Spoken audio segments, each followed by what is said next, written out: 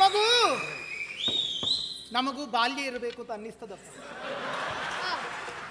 ಒಂದು ನಾವು ನಮಗೆ ಬಾಲ್ಯ ಇರುವಾಗ ಈ ರಂಗಗಳಿರಲಿಲ್ಲ. ಈ ರಂಗ ಇರುವಾಗ ನಮಗೆ ಬಾಲ್ಯ ಇರಬೇಕಾಗಿತ್ತು. ನನಗೆ ಯಾಕ ಪಶ್ಚಾತ್ತಾಪ ಗೊತ್ತೇ? ನಾನು ಹುಟ್ಟುತ್ತಾ ಯೌವನವತಿಯಾಗಿ ಹುಟ್ಟಿದವಳು, ನನಗೆ ಬಾಲ್ಯ ಎನ್ನುವುದೇ ಇಲ್ಲ. ಆದ್ರಿಂದ ಆ ಪಶ್ಚಾತ್ತಾಪವಾಗುವುದು. ಹಾಗಂತ ಬಾಲಕರನ್ನು ನಾನು ಹಡೆಯದೇ ಇದ್ದವಳೇನೂ ಅಲ್ಲ, ನನಗೂ ಮಕ್ಕಳಿತ್ತು. ಆದ್ರೆ ನಿನ್ನನ್ನು ಕುರಿತಾಗಿ ಬೆರಗಾಗುವುದು ಹೌದು. ನಿನ್ನ ಮಾವ ನಾನು ಇಷ್ಟು ಜನ ಮಾಡಿದನಲ್ಲ, ಒಂದೇ ಇದರಲ್ಲೆಲ್ಲ ಮಣ್ಣು ಮುಕ್ಕಿದ. ನನಗೆ ಅದು ಬೇಸರ ಅಲ್ಲ, ನನಗೆ ಅದಲ್ಲ. ನೀ ಬಂದು ಇಷ್ಟು ಮಾಡಿದೀನಿ, ನಿನ್ನ ಅಪ್ಪ ಬಂದು ಎಂತ ಮಾಡ್ತಾನೆ ಅಂತ ಅಲ್ಲ. ಅವನಿಗೆ ಮಾಡೋದಕ್ಕೆ ಎಂತಾದ್ರೂ ಉಳಿಸಿದ್ಯಾ ನೀನು? ಇಲ್ಲಪ್ಪ, ಇಲ್ಲ. ಎಲ್ಲೋ ನಾನು ಮೊದಲು ನೋಡಿದ ಅತ್ತೆಯೇ ಅಲ್ಲ. ಹೌದಾ? ನಾನು ಮೊದಲು ನೋಡಿದಾಗ ಎಲ್ಲರೀಗ ನಾನು ಹೊಸ ಒಂದರ್ಥದಲ್ಲಿ ಹೊಸ ಅತ್ತೆಯೇ ಇದು. ಮೊದಲಿನ ಅತ್ತೆ ಚಂದ್ರಿಕೆಯ ಹಾಗೆ, ಶಶಿಯ ಹಾಗೆ ನಿಮ್ಮ ಮುಖವನ್ನು ನೋಡಿದ್ರೆ, ಈಗ ಯಾರು ಹೇಳಿಕೊಟ್ಟದು? ನಾನು ಯಾರದ್ದು ಕೇಳುದಿಲ್ಲ. ಮುಖವನ್ನು ನೋಡಿದ್ರೆ ನನಗೆ ಭಯವಾಗುತ್ತಾ ಇದೆ. ಹೌದೇನು? ನಿಮ್ಮ ಚಟುವಟಿಕೆಗಳು ಬದಲಾಗಿದೆ ಅಂತ ಕೇಳಿದ್ದೆ, ಆದ್ರೆ ಇಷ್ಟೆಲ್ಲ ಬದಲಾಗಿದ್ದೆ ನನಗೆ ಗೊತ್ತೇ ಇರಲಿಲ್ಲ. ಇಷ್ಟು ಬದಲಾಗಬಾರದಾಗಿತ್ತ? ಬೇಡಾಗಿತ್ತು. ಹೌದಾ? ಹೌದು, ಬೇಡ. ಬೇಕಾದದ್ದು ಯಾವುದು? ಅದೇ ಓ ಅಸಂಭವಂ ಭೇಮ ಮೃಗಸ್ಥ ಜನ್ಮ ತಥಾಪಿ ರಾಮೋದುಲು ಭೇ ಮೃಗಾಯ ಪ್ರಾಯ ಸಮಾಪನ್ನ ವಿಪತ್ತಿ ಕಾಲೇ ದಿಯೋಪಿ ಪುಂಸಾಂ ಮಲಿನೀ ಭವಂತಿ. ಲೋಕದಲ್ಲಿ ಜೀವಂತ ಬಂಗಾರದ ಜಿಂಕೆ ಇರುವುದಕ್ಕೆ ಸಾಧ್ಯವೇ? ಅಸಂಭವನೀಯ. ಇಲ್ಲ. ಆದರೂ ಶ್ರೀರಾಮಚಂದ್ರ ಅದನ್ನು ಹಿಡಿಯುವುದಕ್ಕಾಗಿ ಅದರ ಹಿಂದೆ ಓಡಿದವ. ಅದರ ಅರ್ಥವೇನು? ನಮಗೆ ಕೆಟ್ಟ ಸಮಯ ಬಂದಾಗ ಧೀರನಾದರೂ ಶೂರನಾದರೂ ಬುದ್ಧಿವಂತನಾದರೂ ಅವನ ಬುದ್ಧಿಯು ಮಲಿನವಾಗ್ತದೆ, ಕಾಲಚೋದಿತವಾಗುತ್ತದೆ. ಹೌದು, ನಿಮಗೂ ಹಾಗೆ ಆಯ್ತು. ಗೊತ್ತಾಯ್ತಲ್ಲ, ಕಾಲಚೋದಿತ ಗೊತ್ತಾಯ್ತಲ್ಲ. ಈಗ ನನಗೆ ಹಾಗಾದದಿರ್ಲಿ, ಬುದ್ಧಿಮಲಿ ಕಾಲಚೋದಿತ ಅಂದ್ರೆ ಗೊತ್ತಾಯ್ತಲ್ಲ, ಆ ಕಾಲದ ಪ್ರಭಾವಕ್ಕೊಳಗಾಗಿ ಬುದ್ಧಿ ಮಲಿನವಾಗುತ್ತದೆ. ಹೌದು. ಆದರೆ ಅದಲ್ಲದೆ ಹೋದರೆ ನೀವು ಮೊದಲಲ್ಲಿ ಯುದ್ಧ ಮಾಡಿದ್ಯಾರಲ್ಲಿ? ಯಾರು ಯುದ್ಧಕ್ಕೆ ಬಂದ್ರು? ಮೊದಲು ಯಾರು ಬಂದ್ರು?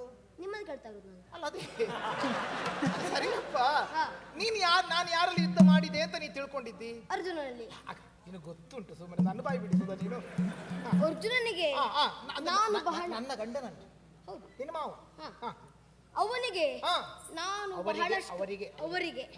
ಅವರಿಗೆ ನಾನು ಬಹಳಷ್ಟು ಬಿರುದಾವಲಿಗಳನ್ನು ಪಡೆದಿದ್ದೇನೆ. ನನ್ನ ಅಪ್ಪನ ಅಂದ್ರೆ ಕೃಷ್ಣನ ವಿಶ್ವರೂಪ ದರ್ಶನವನ್ನು ಪಡೆದಿದ್ದೇನೆ. ಹೌದೌದು. ಮಹಾಭಾರತ ಯುದ್ಧವನ್ನು ತಾನು ಗೆದ್ದಿದ್ದೇನೆ ಅಂತ ಅವನಿಗೆ ಸ್ವಲ್ಪ ಅವನ ಮನಸ್ಸಲ್ಲಿತ್ತು. ಅಹಂಕಾರ ಸ್ವಲ್ಪ ಇತ್ತು ಅವನಿಗೆ. ಇತ್ತೇನೋ ಅಳತೆ ಮಾಡ್ತಾ ಇದ್ದೀಯಲ್ಲ, ಇತ್ತೇನೋ ಅಂತ ಇಟ್ಟುಕೊಳ್ಳೋಣ. ಎಲ್ಲರೂ ಎಷ್ಟೆಷ್ಟಂತ ಅಳತೆ ಮಾಡಿಬಿಟ್ಟೆ ಈಗಲ್ಲ. ಇತ್ತೇನೋ ಇನ್ನು ಸುಭದ್ರೆ ಸುಭದ್ರತೆ ಅಲ್ಲ, ಇವತ್ತಿನ ಒಟ್ಟಿಗೆ ನಿಮ್ಮ ಮುಂದೆ ಒಳ್ಳೆ ಹೋರಾಟವನ್ನು ಕೊಟ್ಟಿದ್ದಾಳೆ ಅವಳು. ಇವ ಎಲ್ರಿಗೂ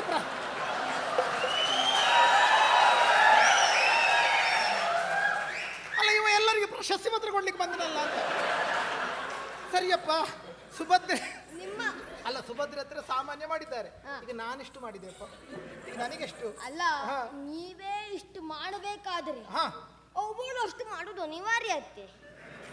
ಹಾಗೆ ಹಾಗೆ ಇವತ್ತಿನ ದಿವಸ ನಿಮ್ಮಿಬ್ಬರ ಮುಖಾಮುಖಿ ಒಳ್ಳೆದಾಗಿದೆ. ಅಯ್ಯಯ್ಯೋ, ಆಗ್ಲಿ. ಇನ್ನು ಈ ನೋಡಿದಲ್ಲ, ಯಾರು ಹೇಳಿದ ಕೇಳಿದ್ದು? ಯಾಕಂದ್ರೆ ನೀನು ರಣಾಂಗಣಕ್ಕೆ ಬರಲಿಲ್ಲ. ಇರ್ಲಿ, ಒಳ್ಳೆ.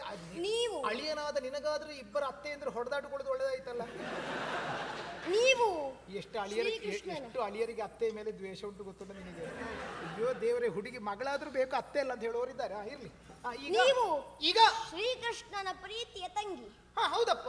ಅವನು ನಿಮಗೆ ಅಕ್ಷಯಾಂಬರವನ್ನು, ಹೌದು, ಅಕ್ಷಯ ಪಾತ್ರೆಯನ್ನಿತ್ತಿದ್ದಾನೆ. ಸೂರ್ಯನಾರಾಯಣನು ನಾರಾಯಣ ಸ್ವರೂಪಿಯು. ಸರಿ, ಹೌದು. ಅಂಥ ಕೃಷ್ಣನೇ ಯಾದವ ಸೇನೆಯನ್ನು ಕಳುಹಿಸಿದ್ದಾನೆ ಎಂಬಲ್ಲಿಗೆ ನೀವು ಮಾಡಿದ ಕಾರ್ಯ ಶ್ರೀಕೃಷ್ಣನಿಗೂ ಸರಿ ಅನಿಸ್ಲಿಲ್ಲ ಎಂಬಲ್ಲಿಗೆ ನೀವು ಮಾಡಿದ ಕಾರ್ಯ ತಪ್ಪು ಎನ್ನುವುದು ಸ್ಪಷ್ಟವಾಗಿ ತಿಳಿಯಲಾಗಿದೆ. ಅವರಿಗೆಲ್ಲ ಸಮಾಧಾನಕರವಾದಂಥ ಪ್ರಶಸ್ತಿ ಆದರೂ ಉಂಟು. ನನ್ನ ಫಲಿತಾಂಶದಲ್ಲಿ 0 ಅಲ್ವಾ? ನನ್ನದು ಪೂರ್ಣ ತಪ್ಪು, ಎಲ್ಲ ಕೆಂಪು ಗೆರೆಗಳು. ಹೌದಪ್ಪ. ಈಗ ತಪ್ಪಾದ್ರೆ ನೋಡು, ನಾನು ಇವತ್ತಿನ ದಿವಸ ಕಾಲು ಕುಣಿಸ್ತಾನಲ್ಲವ ಅದು ನೀ ಬರುವಾಗ ಎಲ್ಲರೂ ಜಾಗೃತಿ ಆಗ್ತಾರೆ ಅಂತ. ಇಷ್ಟೊತ್ತಿನ ಒಳಗೆ ನಿಮ್ಮಲ್ಲಿ ಯುದ್ಧವನ್ನು ಮಾಡಿ ನಿಮ್ಮನ್ನು ಸೋಲಿಸಿ ಈ ಪ್ರಸಂಗವನ್ನು ಮೊದಲೇ ಮುಗಿಸ್ತಿದ್ದೆ. ಯಾಕೆ ಬಿಟ್ಟೆ? ಎರಡು ಕಾರಣ ಉಂಟು. ಏನೆರಡು ಕಾರಣಗಳು? ಒಂದು, ಸ್ತ್ರೀ ಹತ್ಯೆ ಎನ್ನುವುದು ಪಂಚಮಹಾಪಾತಕಗಳಿಗೆ ಸಮಾನವಾದದ್ದು. ಪಂಚಮಹಾಪಾತಕ ಯಾವುದು ಅಂತ ಕೇಳಿಲ್ಲ. ಬೇಡಲ್ಲ, ಹೇಳ್ತೇನೆ.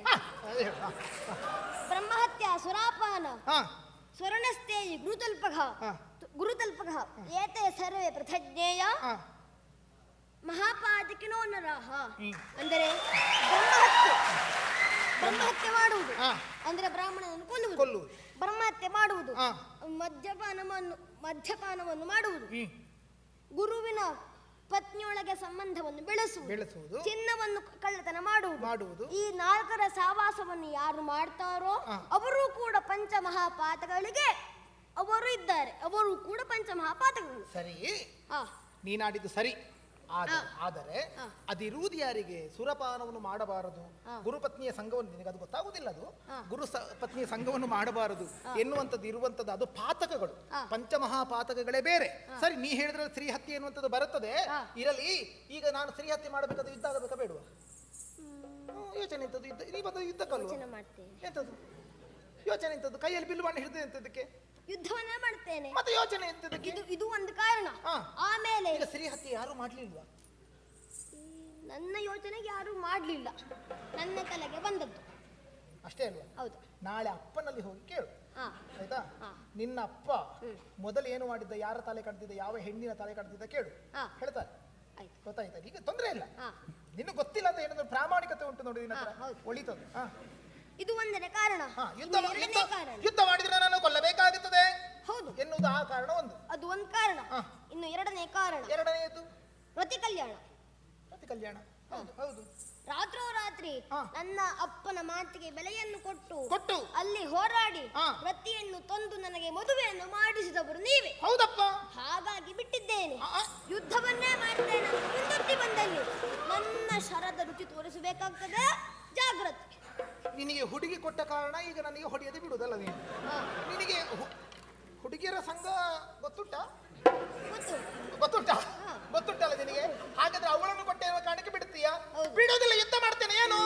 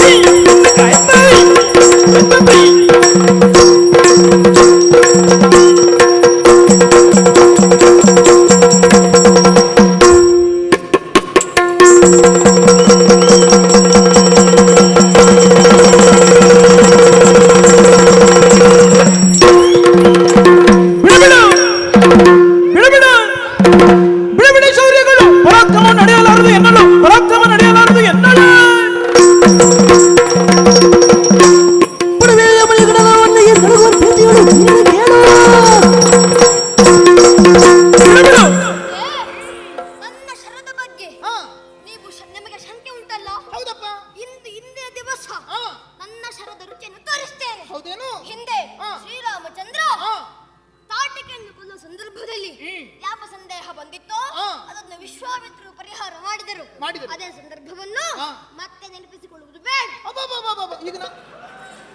ಈಗ ನಾನು ತಾಟಕ್ಕೆ ಅತ್ತೆ ಅಲ್ಲ, ಹಾಗಲ್ಲ. ತಾಟಕ್ಕೆ ಅಲ್ವ ಈಗ ನಿನಗೆ? ಇಲ್ಲಿ ಯಾರಿಗೂ ಪಾತ್ರ ಹಂಚಿಕೆ ಎಲ್ಲ ಮಾಡುವುದಿಲ್ಲ. ಅಯ್ಯಯ್ಯೋ, ನಿನ್ನ ಪಾತ್ರದ ಮೊದಲೇ ಹಂಚಿಕೆ ಆಗಿದೆ ಅಲ್ವಾ? ನಾನು ಹೇಳ್ತಾ ಇರೋದು ಈಗ ತಾಟಕ್ಕೆಯನ್ನು ರಾಮ ಕೊಂದ ಹಾಗೆ ನೀನು ನನಗೊಲ್ತೀಯ? ಹೌದು. ಹೌದಾ? ಆ ಸಂದರ್ಭ